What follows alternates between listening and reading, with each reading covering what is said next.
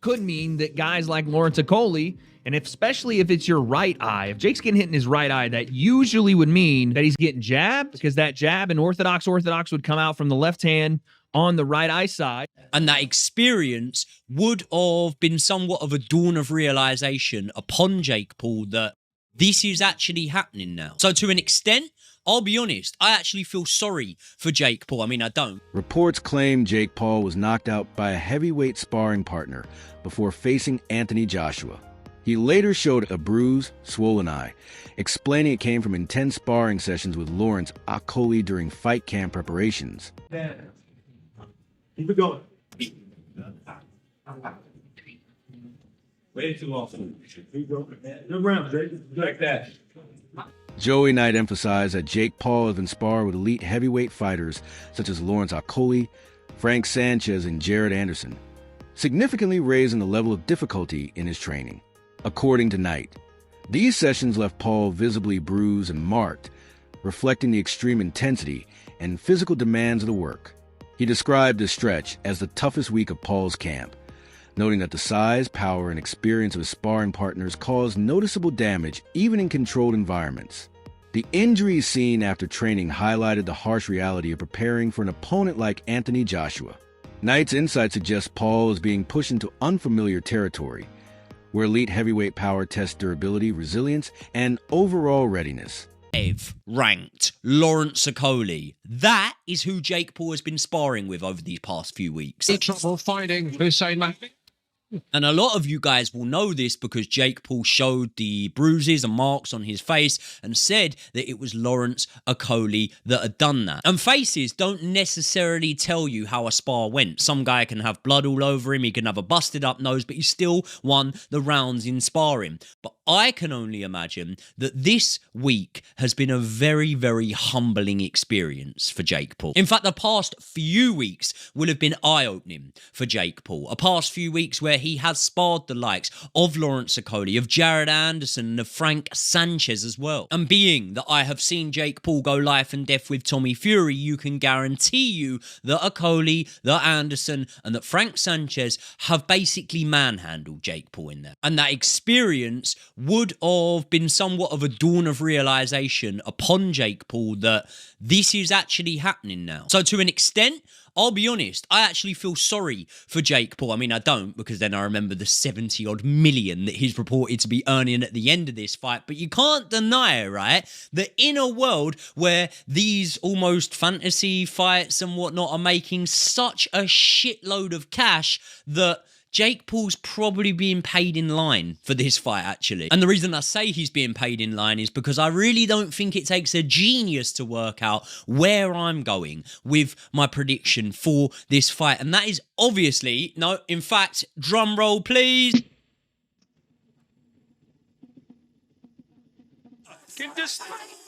AJ via knockout, obviously, technical knockout, if Jake gets...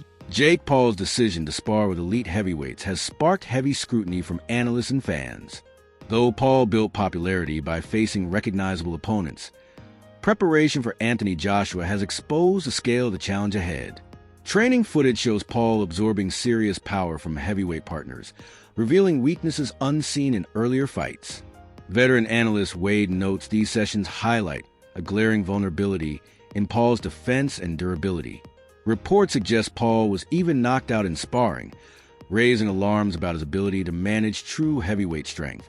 The raw force, timing, and experience of seasoned big men appear to overwhelm him at moments. Facing a former heavyweight champion like Joshua tests limits. Questions now surround confidence, durability, and whether ambition has exceeded realistic championship readiness.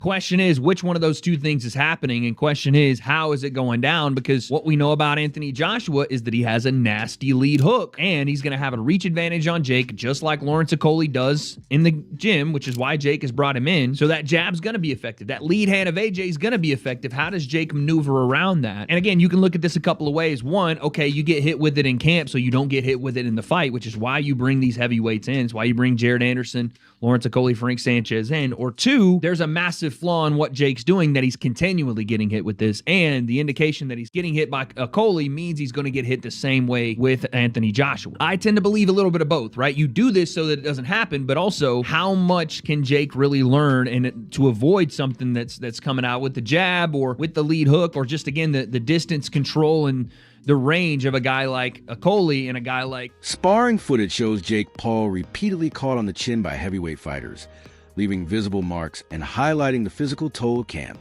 Training with opponents like Lawrence Okolie appears far more intense than anything he's faced before, exposing gaps in Paul's defense, durability, and ability to withstand elite heavyweight power.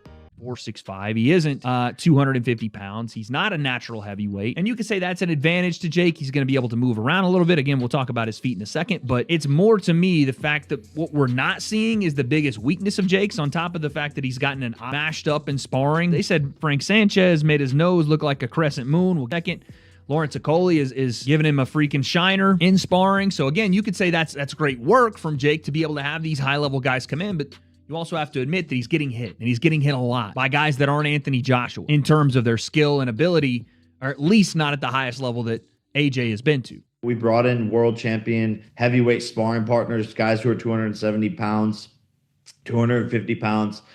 Sparring them, has been insane. I still got the remnants of I see you taking a little shot there. I like that you're taking those shots. Castillo, a well-known analyst, delivers a blunt assessment, warning that stepping into the ring with Anthony Joshua would be brutal for Jake Paul. He argues that even after grueling heavyweight sparring, Paul's chances of surviving Joshua's knockout power remain extremely slim. Castillo adds that lasting even 3 rounds would already count as a major accomplishment. The message is unmistakable. Training with big men offers exposure, but it cannot replicate the sustained pressure, precision, and destructive force of an elite former champion. The divide between influencer boxing, protected matchmaking, and the reality of a world-class heavyweight contest remains vast, unforgiving, and unavoidable for anyone daring to test those limits seriously. I think it could go, honestly speaking, if Jake can last 3 rounds, in a way he's kind of won a mental victory, because I'll be real, I think everybody's expecting AJ to come there and blast them out in 1 round. But I think a moral victory would be if Jake just lands 1 stun punch on him. That would be good enough for him. But kudos to Jake Paul for even doing this, because honestly speaking, I'm not going to lie to you, one of the greatest moments that I've witnessed in boxing history, and I know Jake Paul is obviously an influencer, and I'm a boxing fan. I love boxing. So this is a bit weird to say that this is quite a huge moment, but just when he came out last year and he came out with his brother and he came out right now, I got goosebumps, because in that moment I said to myself, how can anybody watch this and not feel like dreams can't come true? He must even surprise himself looking at that and think to himself, how on earth am I even here fighting Mike Tyson? And one more thing, even with speaking of that, I give him a lot of respect for not knocking out Mike Tyson, because he couldn't. Yeah. And so I respect him for that. So against AJ, and for AJ as well, AJ gets a lot of flack, but at the same time, I think AJ's he's about 35, 36, 37 right now. He doesn't really have anything else to prove right now, so why not cash out with a big fight again? Simon Jordan, speaking alongside a TalkSport host, highlighted Anthony Joshua's devastating one-punch knockout power and how it significantly raises the danger level for Jake Paul. As the bout approaches, the discussion is shifting away from an exhibition and toward a genuinely hazardous contest. Analysts stress that Joshua's ability to end a fight instantly is proven, built on years as a heavyweight champion with elite timing, technique, and controlled aggression. Every sparring round Paul completes with heavyweights is designed to prepare him for these explosive exchanges. However, even seasoned observers admit there's a clear gap between controlled gym sessions and the relentless pressure facing a fully committed professional heavyweight champion under real fight conditions. Yet. And having Anthony Joshua in front of you, I really hope it doesn't go to that end, but it's a very, very dangerous fight. You actually just said that if the fight goes ahead, do you believe then that this fight won't go ahead? Because there's many people that do. I mean, I think it goes ahead, but I mean, I don't know what Jake Paul is thinking, to be honest, because you're talking about someone that is 2 times heavyweight champion of the world. Is someone that actually have got a one-punch knockout power. He understands range, he understands positioning, he understands how to set you up. He's a bigger man, he's a stronger man. I don't know where, for me, yes, I'm thinking the worst, but I want to be positive, and I really hope that both of them goes home safe with plenty of money. But looking statistically and the professionalism of the sport, I don't see the fight going past 2 rounds. Well, interestingly, when we're recording this show, it's been announced, and it'll come after, our show will come out afterwards, that Jake Paul was doing an announcement this afternoon at, I think, something like 2 o'clock our time. So who knows what that's likely to be. Interestingly, I spoke to Eddie Hearn when the fight was first announced to try and get the take of what this really was. And his belief, Eddie's belief, and whether you subscribe to Eddie's views on this, is that he genuinely believes that Jake Paul doesn't know what he's walking into, doesn't seem to have a regard for what he's walking into, is slightly deluded about it, thinks that Anthony's a bit chinny, and thinks he has a chance in this fight. Now, I don't know about you boys, but unless you've lived under a stone, you know that Anthony Joshua can punch. The only debate about Anthony Joshua is not the physicality of Anthony Joshua, is the psychology of him. There's going to be no psychological damage to Anthony Joshua when he walks in against Jake Paul. This has jeopardy written all over it, doesn't it? I think from Jake Paul's side, I think For Jake Paul, physically. Yeah, I think that Jake Paul, though, is actually deluded enough to believe that if he gets inside, Is that he? he's got. Is he? He must be, Simon. Otherwise, the fight wouldn't be going ahead. you? He truly believes. David Hay offers deeper insight into Jake Paul's mindset, suggesting the influencer may believe he can rely on the same tactics that succeeded in earlier fights. Hay argues that backing Paul to win requires imagining highly unlikely outcomes, such as a controversial decision that overlooks clear skill gaps. Analysts view Paul's choice to spar with heavyweights as both bold and cautionary. While these sessions can help him understand power, pacing, and endurance, they also expose a sharp divide between preparation and reality. Once Paul enters a ring with Anthony Joshua, he will face pressures, speed, and force that cannot be fully replicated, regardless of how intense or disciplined the sparring camp may be. I think that was possible, but it is, and it's happening. And my initial thoughts were, Anthony's just going to blast him out as soon as he hits him. He's going to just punch his head in and knock him out. That was my initial thoughts. See what I was sitting ringside when Anthony Joshua annihilated Francis Ngannou. Now Ngannou's not a boxer, but he is a fighter. He's a big lump. He knows what it takes to take punches. He was a lot more than that going into the fight with Anthony Joshua. He'd just beaten, on my opinion, and knocked down Tyson Fury, who was champion at the time. So I don't think that fight is a close representation of what Jake Paul brings to the table, because Anthony Joshua was going into that fight against someone who looked like they just beat Tyson Fury. So although on paper Ngannou didn't have any credentials in boxing, he had the physicality, the size, the strength, and all of that cage fighting background to somehow put together an amazing 10 rounds with Tyson Fury and lose a close fight. So Anthony Joshua went into the Ngannou fight on his best form. He went into there with that fear factor where he didn't want the performance Tyson Fury had. He wanted to really impress. So he obviously tuned right in for that fight, and the results were clear to see. Is Anthony Joshua going to go into this fight with Jake Paul with the same mindset after seeing him beat on points a 58-year-old Mike Tyson? My opinion is no. I think he feels zero fear in this fight. He's in a unique situation where he's going into a boxing ring with someone he doesn't believe. Boxing is not just about absorbing single punches, but responding intelligently under constant pressure. Heavyweight sparring aims to build confidence, timing, and reflexes, yet the explosive power of a fighter like Anthony Joshua presents dangers far beyond anything Jake Paul has previously encountered in the ring. Yeah, I know they're getting a lot of money to be there and it's easy work, but what is in that for Lawrence Okoli, Frank Sanchez, and Jared Anderson? Easy money. I don't know how much he'll be paying sparring partners. I assume to get those caliber of sparring partners in, it's got to be big money. Lawrence Okoli's got a fight coming up. If you're Joe Gallagher, are you go spar Jake Paul? Is that going to help you? No, absolutely not. Are you going to get a bit of profile from it, perhaps? People are going to hear your name. Yeah. Does that help? I remember going to spar with Kessler, and I got £500 or euros for the week. It was the hardest money I've ever earned in my life. How much did you learn from? Yeah, me, bundles. Yeah. What's a Coley learn? I don't get it. No. I mean, I do get it, the money. But when you got a fight coming up, I'm thinking, really? Are you going to get anything out of that sparring that's going to help you in your fight? Maybe you are. Maybe I'm just completely diminishing Jake Paul's ability, but I'm struggling.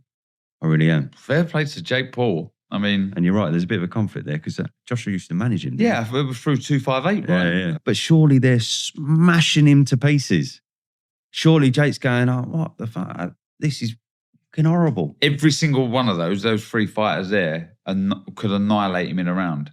Yeah, so are they not doing that? Barry McGuigan stresses the seriousness of the situation, warning that Jake Paul is moving far beyond influencer or entertainment boxing. He explains that confidence alone cannot bridge the physical and technical gaps Paul will face against Anthony Joshua. Joshua's knockout power is very real, and any miscalculation could bring instant consequences. McGuigan's view mirrors the wider opinion among experienced analysts. While Paul's rise has been impressive within celebrity boxing, stepping in with a legitimate former heavyweight champion represents an entirely different level of danger and challenge. And you got Brian Norman Jr. all in the 154-pound category. So it's a tough division. So it wouldn't at all surprise me if he's unable to win a world title because the opposition is good. But maybe if he boiled down to 147 again, he would have a better chance. Last thing I want to ask you about, Barry, is the big news regarding Anthony Joshua and Jake Paul. One of the biggest quotes, two of the quotes that stuck out to me was that David Hayes said that fight could be Jake Paul's last day on earth. And I think Gareth A. Davis has described it as a freak show. Some people are saying, AJ's grabbing the bag. There's nothing wrong with that because anybody else, if they got offered that kind of money, they would do it. So. And some people are suggesting he might damage his legacy. Where do you sit with the decision of him taking that fight? And it's a professional 8-round fight as well. Yes, it's a highly dangerous fight for Jake Paul. I don't know what he's doing, unless they have done some sort of caveat or some sort of agreement that he says he's going to go easy on him or he's not going to... He's not going to go flat out. But, I've been tossing this up and down in my mind and trying to figure how and under God, when he had agreed to fight someone like Tank Davis, who is, several divisions below him, that's more like what Jake Paul does. And then he goes from there to fighting Anthony Joshua. I mean, just look at what happened to Francis Ngannou, who's a big, athletic, tough guy and had gone 12 rounds with Tyson Fury and given him a real ding-dong. And then he gets absolutely obliterated in a round and a half against Joshua. That shows you, despite the fact that he's been knocked out since by Daniel Dubois, who could knock out anybody, by the way, in any weight division or in any era of the heavyweight division. He's such a powerful guy. He could knock anybody out if he hits them properly. But it just seems utter madness. And that's a wrap for today's video. Thanks for watching. Stay tuned for more exciting content. And don't forget to subscribe, and hit the notification bell. See you next time.